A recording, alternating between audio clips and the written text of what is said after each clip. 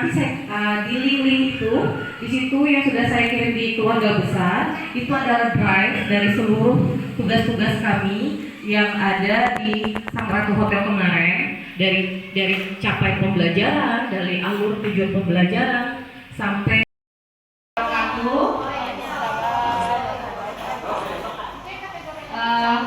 terima kasih Bapak Ibu sudah bersedia masih berada di ruangan ini untuk sekedar mendapatkan diseminasi dari saya mengenai program guru penggerak.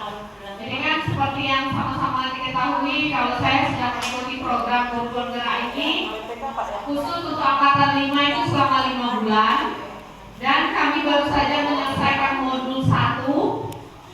Jadi di modul 1 itu ada tagihannya yaitu melakukan aksi nyata mengenai implementasi apa yang sudah didapat selama di modul 1. Nah, untuk yang pertama kali saya mau sedikit berbagi mengenai materi yang ada di modul 1. Jadi kami ada 3 modul selama 5 bulan itu, ini baru masuk ke modul 2. Yang pertama, modul 1 itu ini isinya ada filosofi pendidikan dari KHD Ki Hajar Dewantara. Kemudian modul 1.2 itu nilai-nilai dan peran guru penggerak. Modul yang ketiga itu visi guru penggerak, dan yang keempat itu budaya positif. Saya hanya akan berkonsentrasi di modul 1 dan 4. 1.1 dan 1.4. Kenapa? Karena itu yang langsung berkaitan dengan kita. Karena yang 2 dan 3 itu sepertinya memang untuk guru penggerak ya. Bagaimana kami menggerakkan nilai dan visi yang ada pada kami untuk mempengaruhi lingkungan di sekitar. Nah, kita masuk ke modul 1.1 ya, filosofi pendidikan. Nah, sesuai yang sekarang lagi kita pelajari, kurikulum Merdeka Belajar Bisnis, sebenarnya ini adalah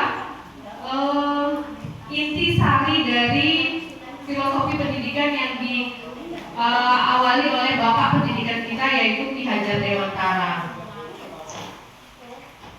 Sebenarnya kan di dalam dunia pendidikan itu ada 4 teori belajar.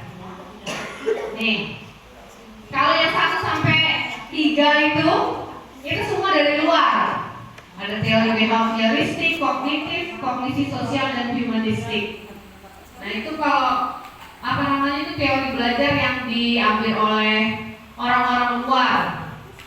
Sementara dari kita sendiri ternyata ada seorang tokoh pendidikan yang ternyata kalau menurut saya dia lebih hebat daripada bapak-bapak yang di luar itu, yang mencetuskan tentang teori behavioristik bahwa anak-anak itu proses belajar itu sebenarnya dari lingkungan. Kemudian teori kognitif bahwa sebenarnya kita semua ini ada semacam background atau latar belakang yang kita sebenarnya sudah berilmu semua nih, tapi tinggal pemantik atau tinggal bagaimana cara mencetuskannya sehingga kognitif anak-anak kita itu menjadi berhasil kayak gitu. Kemudian ada sosial dan humanistik, itu kan teori dari luar. Sementara konsep Ki Hajar Dewantara itu, kalau Bapak Ibu ini ya, Bu Tritin tuh lebih fasih katanya belajar tentang Ki Hajar Dewantara. Bapak ini kan lahirnya tuh tahun berapa? 1940-an. Saya Pak Jul. Kalau nggak salah. Saya Pak Jul ini. Oh, 1889. Ya. 1889. Saya Pak Jul. Udah kalah ini. Salam. Nah, di 1889 ketika dia berusia 40 tahun, dia sudah bisa mencetuskan tentang teori pendidikan. Dia sudah bisa membaca bahwa pendidikan ke depan itu hanya akan berdasarkan angka-angka. Jadi sekolah itu dianggap berhasil kalau pertama dia sering juara. Ukuran berhasil sekolah itu kalau sering juara. Ya, angka, peringkat. bagus, sekolah gedungnya tinggi, peralatan semuanya lengkap, itu sekolah yang bagus. Kemudian ternyata terjawab ya, ujian nasional. Nah, di ujian nasional kan kita ngomonginnya angka. Guru yang pintar.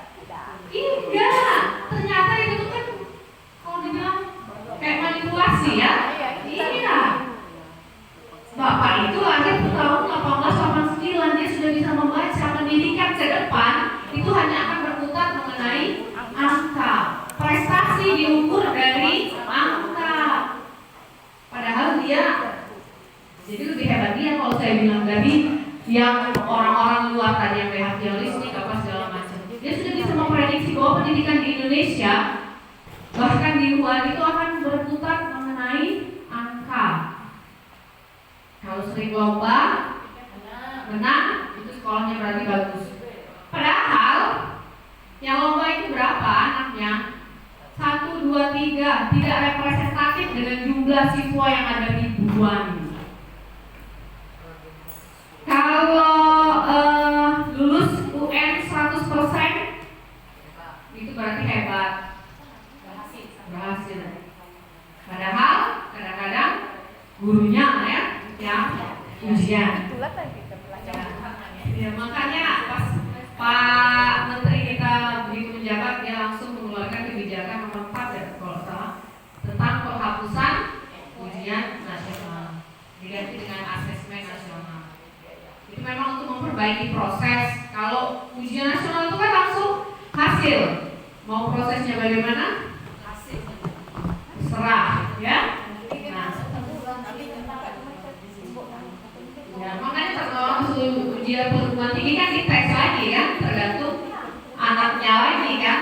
Nah, itu tapi kan hasilnya proses kalau menurut saya. Jadi enggak kalau dia berdasarkan raport atau berdasarkan nilai di dasarnya, berarti kan hasil. Nah, ini menurut Ki Hajar Dewantara. Itu kenapa kita dibikin kurikulum Merdeka. Merdeka itu orang yang bebas menentukan bagaimana cara dia belajar, bagaimana cara dia ingin belajar, dan bagaimana cara dia ingin diajarkan. Itulah kenapa nanti awal-awal kita harus membuat semacam kesepakatan kelas. Kita harus membuat semacam pembelajaran yang berdiferensiasi tadi, memperlakukan manusia secara manusia. Ya, kalau sekarang ini nanti bicara tentang kurikulum Merdeka itu tadi memperlakukan manusia secara manusia. Jadi setiap anak itu berhak menerima proses pembelajaran yang berbeda, media belajar yang berbeda, dan hasil penilaian yang berbeda. Karena memang kita ini makhluk yang berbeda, jadi makanya itu memanusiakan manusia. Makanya nggak bisa kalau misalnya anak kita audio, kita suruh dia praktek, dia itu cuma bisanya belajar mendengarkan.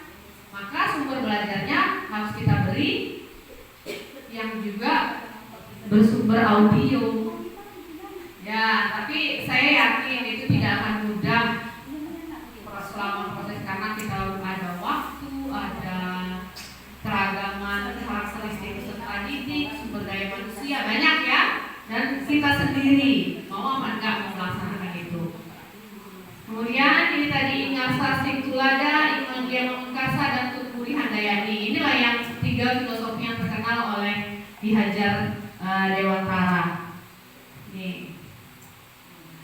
Ya, Ingarsa Singtulada yang di depan, yang jadi teladan. Maksudnya siapa? Pemimpin. Imandia Mamungkasa yang tengah-tengah, yang menjadi pendorong. Artinya kita sesama. Kemudian Tutpuri Handayani, itu tahu lambang kita pendidikan.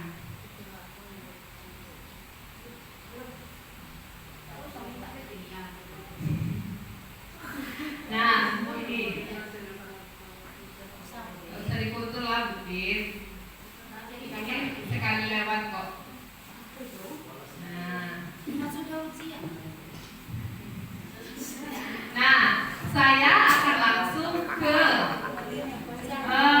budaya positif, ya. Kali ini seperti ini, intinya seperti itu, bahwa kita itu harus memanusiakan manusia, memperlakukan murid kita itu secara berbeda. Kita akan ke budaya positif.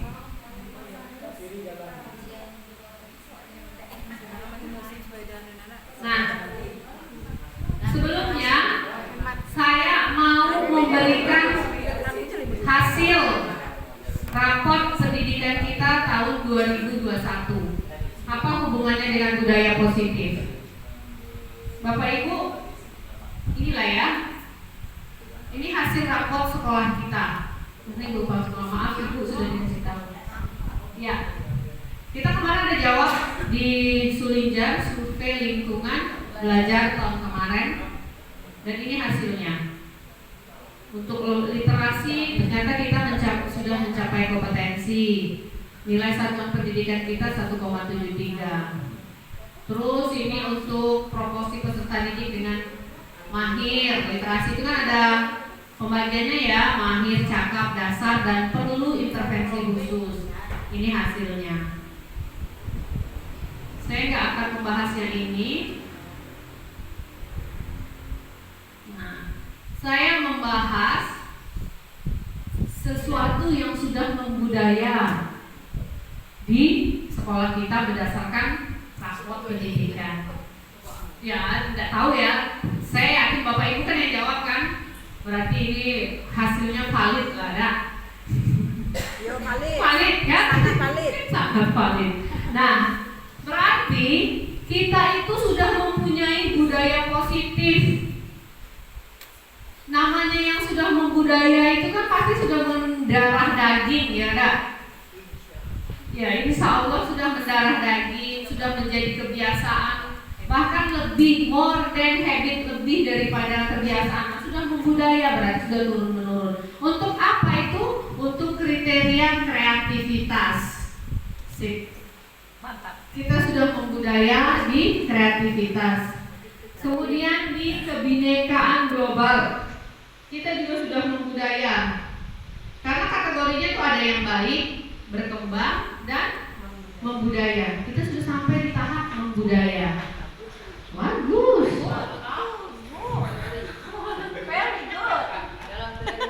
Nah, kemudian ada refleksi dan perbaikan pembelajaran oleh guru. Itu juga sudah merupakan hal yang membudaya. Keren. Bapak Ibu sudah bisa melakukan refleksi terhadap pembelajaran yang kita lakukan. Keren. Kemudian belajar tentang pembelajaran. Teman-teman saya di sini semua berarti sudah menjadi pembelajar sepanjang hayat. Karena memang seyogyanya guru itu begitu ya. Ketika guru itu berhenti belajar, maka dia juga harus berhenti mengajar. Kalau kita mau mengajar, kita juga harus belajar. Nah, dan ini ditunjukkan dengan hasil raport pendidikan SMP 17 bahwa belajar tentang pembelajaran itu kita sudah mendapatkan hasil atau level di membudaya. Kemudian yang terakhir, penerapan praktik inovatif di pembelajaran kita juga sudah di level membudaya. Semoga ini iklim kesejahteraan gender, ternyata kita sudah sangat saling menghargai perbedaan gender di sekolah kita, itu juga sudah membudaya. Iklim kebinekaan dan sikap inklusif, komitmen kebangsaan, banyak hal ini yang sudah membudaya. Yang masih rendah itu untuk pemanfaatan TIK. Nah, proporsi belanja bos secara daring itu untuk juga masih rendah. Yang merah-merah itu berarti masih perlu dianalisis dan diperbaiki. Sementara yang sudah membudaya. Nah, saya konsentrasinya di yang sudah membudaya, karena materi kita ini adalah budaya positif, ya. Jadi, iya. poin-poin bagaimana sekolah kita ini sudah menerapkan budaya positif. Apa itu budaya positif itu tadi? Ini sebenarnya tugas dari teman-teman yang lain ini.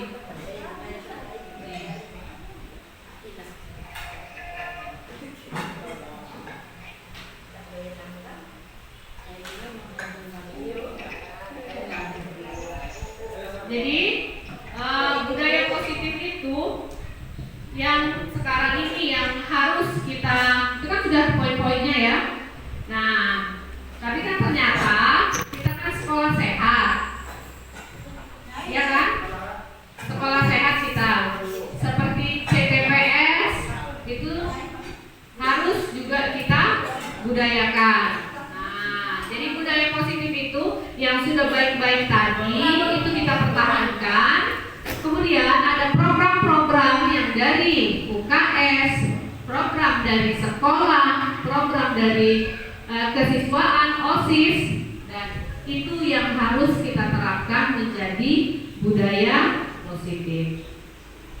Jadi maksud saya menunjukkan rapor dan budaya positif itu bahwa ini yang sudah kita capai, dan apa-apa program yang tadi disampaikan Pak Yuzen, Bu Devi, atau nanti dari saya atau dari kesiswaan, itu yang diharapkan agar menjadi budaya positif selanjutnya.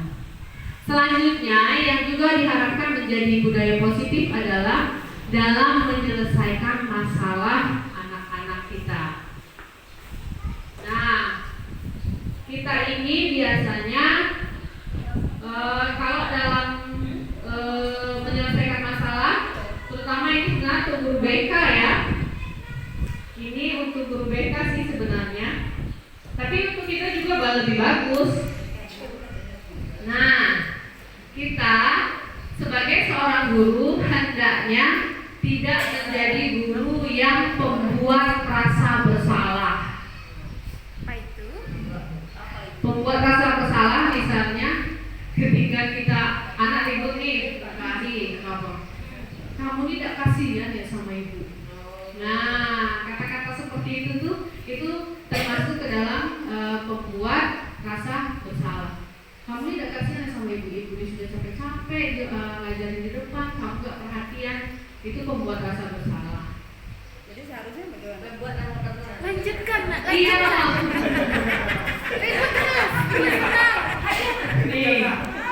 Iya, memang itu. Ini akan membuat, tapi kita pernah ya, kita gitu ya. Harusnya kita nanti sampai di level manager. Level manager. Nah, kalau sudah sampai di level manager, kita menyelesaikannya dengan cara ini. Susah gitu kan. Segitiga restitusi. Iya, memang seperti itu. Tidak boleh lagi. Kita harus mencintai anak didik kita tuh dengan setulus hati. Sepenuh hati. Iya, sepenuh hati. Nah, mau langsung ke solusi. Oke. Baiknya kita semua ini guru berada di level keempat, yaitu level manager. Saya ngatur gitu. Iya, kayak manajer gitu. Jadi, cuma ngatur-ngatur, cuma nanya-nanya baik. Nih, Banyak dia berkelahi tadi.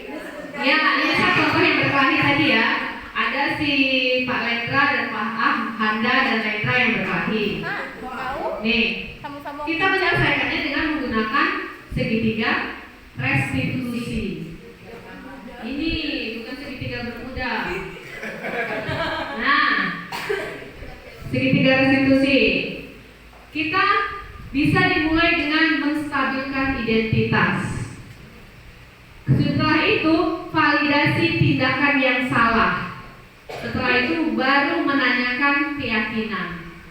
Yang pertama, menstabilkan identitas. Siapa nama kamu, Nak? Lena, kamu tahu kamu dipanggil ke sini kenapa? Oh, enggak tahu. Handa, kamu tahu? Masa enggak tahu? Kan enggak ada alasan. Kalau ibu kan enggak mungkin manggil kamu tanpa alasan. Pasti kamu tahu. Ayo coba ceritakan sama ibu alasannya apa? Nah, Keluar air aja. itu keluar. Jadi menstabilkan identitas. bahwa mereka itu memang orang yang Salah ya. iya bersalah. Tapi tidak, kita tidak dibayar. Kamu nih ternyata gini ya. Oh, berarti dia sadari sendirinya. Si manajer. Setelah itu baru, iya Bu, kami dipanggil tadi kami Berkelahi. berkelahi Bu di kelas. Oh, kenapa kamu berkelahi nak? Iya, Lendranya Bu, Lendranya Bu. Lendra Bu, sudah bilang jangan di situ, masih juga aku nak lewat, kata Handa. aku sepak lah Bu. Jadi aku sepak lah Bu, kata Handa. Misalnya seperti itu. Oh iya ya. Nah, kita validasi tindakan yang salah. Seolah-olah kita membenarkan tindakan Handa menyepak Lendra. Gini. Oh iya dah. Kan memang susah kalau jalan ada orang di depan kita yang menghalangi. Ya, seperti itu. Terus, iya loh Bu, jadinya kami sepak lah. Iya, apalagi kalau kita ini masih muda dan tidak punya sabar, ya kan? Apalagi kalau mau masuk cepat ya, takut terlambat, jadi Lendra depan pintu kita sepak lah, ya. Misalnya seperti itu validasi tindakan yang salah, tapi kita validkan. Memang kalau masih muda sih seperti itu. Ibu juga dulu muda mungkin seperti itu, emosian. Sudah sampai di situ? Iya, salah. Valid, kita membenarkan salahnya itu. Oh. Kemudian baru kita menanyakan keyakinan. Tapi menurut kamu ada jalan lain nggak ya, Anda selain kamu sepak, kira-kira? Nah, kita kan cuma nanyain aja kan, suruh mereka sendiri yang berpikir. Adalah Bu, sebenarnya begini kan ngomong baik-baik, atau ada cara lain? Ya. Kita mancing-mancing aja, karena kita ini manajer. Kita di level manajer, bukan pembuat rasa bersalah atau penghukum. Seperti itu. Jadi kita menyelesaikannya menggunakan segitiga restitusi. Ini tahapannya: menstabilkan identitas, validasi tindakan yang salah, dan menyelesaikan keyakinan. Kalau ada jalan, kira-kira kesepakatan kelas kita atau peraturan sekolah boleh tidak berkelahi? Tidak boleh Bu. Nah, kamu tahu kenapa harus kamu sepak? Ada cara lain kan? Ada sih Bu. Cuma kami sudah emosi Bu. Nah, kami sudah emosi. Iya, berarti untuk mengurangi rasa emosi kamu tuh gimana caranya? Nggak tahu Bu. Iya, belajar lebih sabar, istighfar. Solusinya bagaimana nih? Kalau kamu sudah berkelahi begini, pasti mereka mikir sendiri ya. Nah, sebenarnya mereka itu tahu, minta maaf, Bu. Ya, minta maaf. Jadi kita tidak. Oke, tanya lagi, cukup dimaafkan? Nih, iya Bu, gini. Jadi kita tidak menjadi penghukum, tidak juga menjadi pembuat rasa bersalah. Kita seorang manajer. Jadi kita itu yang menyelesaikan masalah. Cuman mereka yang menyelesaikan. Gak mau bawa yang masukkan ke hati. masalah. Sadar bahwa dia butuh, tapi dia tidak bawa kamu sih iya ya, gini.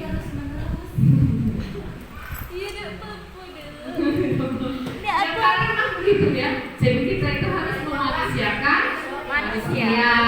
Nggak boleh marah-marah. Jadi guru Harus sabar. Walaupun kayak gini udah sabar. ya. Jadi sudah berikan. Tadi itu yang baru saya dapatkan Bilang mengenai sudah tuh materi. Kami ada foto kakak dulu. Oh, nomor 3 mana Umi? Menanyakan keyakinan. Ayo Pak, ya pentingkatan Jadi ini menstabilkan identitas, Ya, pentingkatan validasi ini, tindakan yang